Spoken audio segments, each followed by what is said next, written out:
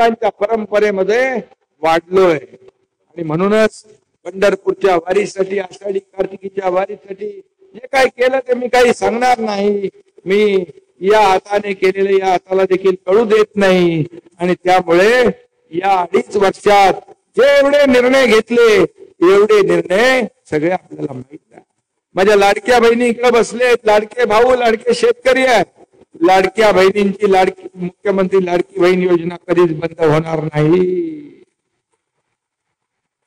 कोणी किती काही म्हणू द्या पण ते काही बंद होणार नाही. जे आम्ही बोललोय शेतकऱ्यांचा असेल वारकऱ्यांचा असेल आपल्या योजना ज्या आहेत बघा टप्प्याटप्प्याने सगळं होईल. तुमच्या आशीर्वादानेच होणार आहे सगळं आणि त्यामुळे सरकार तुमच्या आशीर्वादाने बसलंय. एवढा मोठा प्रचंड विजय यापूर्वी कधीच इतिहासात महाराष्ट्राला मिळाला नव्हता. हे तुमचं सगळं काम आहे.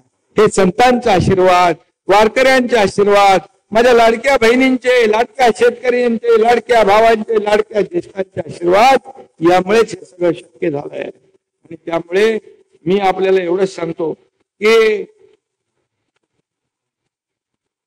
हा वारकरी संप्रदाय शेतकरी कष्टकरी यांच्यासाठी जे जे काही करता येईल ते आपण केलं पाहिजे.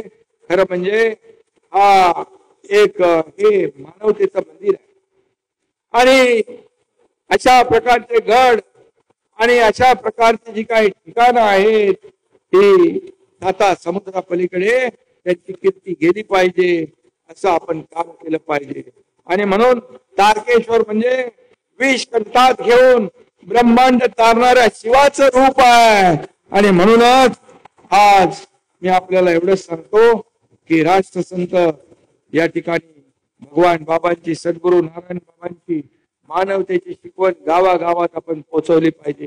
प्रबोधनाचा हा प्रवाह आणखी लांब रुंद व्हायला पाहिजे गतिमान व्हायला पाहिजे.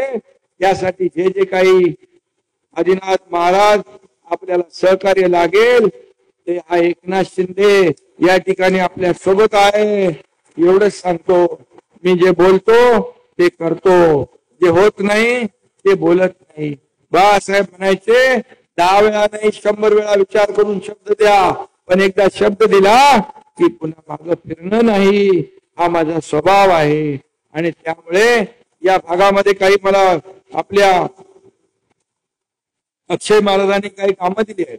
पाथर्डी श्री क्षेत्र तारकेश्वर गड घाट दुरुस्ती डांबरीकरण करणे, श्री क्षेत्र तारकेश्वर गडाच्या भावी भक्तांच्या सोयीसाठी 5 लाख क्षमतेची पाण्याची टाकी, गडाच्या 4ही बाजू संरक्षण भिंत, श्री क्षेत्र तारकेश्वर गडासाठी सांस्कृतिक भवन उभारण्याबाबत आपलं निवेदन आहे. इथं सुरेश जस आहे फक्त याची आठवण करून मला द्या आणि हे आपण इथं करू. आपल्या या गडासाठी आपल्या सर्वांसाठी पुन्हा एकदा सद्गुरू नारायण बाबांचं मी पुण्यस्मरण करतो आणि आपल्याला आदिनाथ बाबांना खूप खूप शुभेच्छा देतो. ते दिसतात छोटे, मूर्ती छोटी पण कीर्ती मोठी आहे. मूर्ती लहान कीर्ती महान. त्यामुळे काळजी करू नका. आता उशिरा आलो मी, लवकर जातोय पण हा बॅकलॉग पुढच्या टायमाला भरून काढेन मी.